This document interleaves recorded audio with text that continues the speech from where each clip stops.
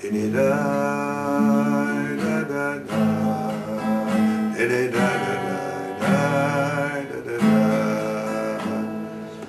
knows that there were two holy brothers that were learning by the Maggid of Mezrich.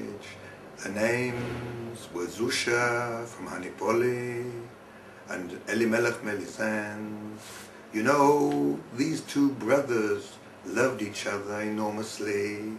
In fact, Elimelech wrote a book of Torah on the Pashiot, on the Pashios of the Shavua, called Noam Elimelech, and really it was a remiss to his brother Zusha. Zusha means sweet in Yiddish, and Noam Elimelech, Noam is also sweet in Hebrew.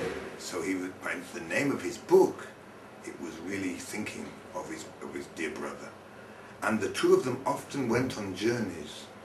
They disappeared for months on end, and they were really seeing how the Jews were doing in the world.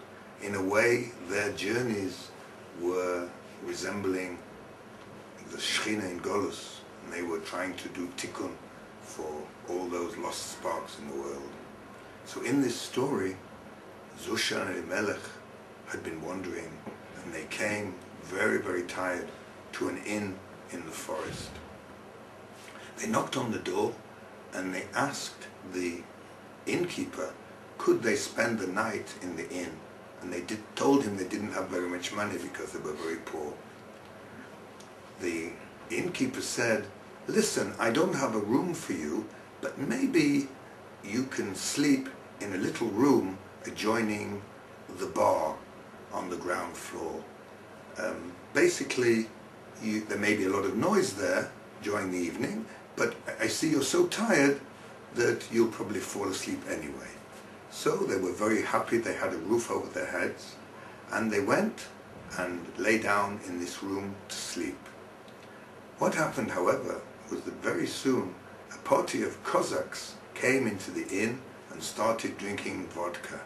They became very, very merry, and one of these Cossacks opened the door to the room next to the bar where Elimelech and Zusha were sleeping. Now it just happened that Elimelech was sleeping next to the wall and Zusha next to him. The Cossack saw two people sleeping there, and he called his friends and said, hey guys, we're drinking and these people are sleeping. I think we should wake them up and give them a good thrashing. So he grabbed Zusha, pulled him out of the bed where he was sleeping, and gave him a good beating, and then threw him back onto the bed. They closed the door and they went back to their drinking.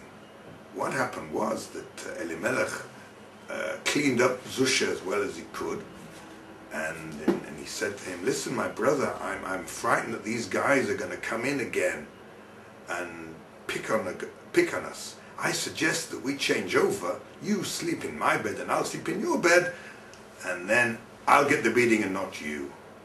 What happened was, of course, the Cossacks got even drunker, and they say, hey, I think we should go and give this guy, see whether he's still sleeping after we gave him that warning. So they opened the door, and they saw the two guys sleeping in there, and they went and just about to pull Elimelech, who was sleeping on the outside position, and suddenly one of the Cossacks said, no, this guy we already beat up before. We should take the other guy and beat him up. So they pulled out Zusha out of his bed, and they gave him a good thrashing and threw him back into the bed. And that's what happened. Zusha got beating twice. And Elimelech, all through his life, was saying, you know, I envy Zusha that he got beaten twice on that evening. Because when Hashem does things to you, he's sometimes cleaning the slate for you, so you will come to Olam Haba without any sins at all.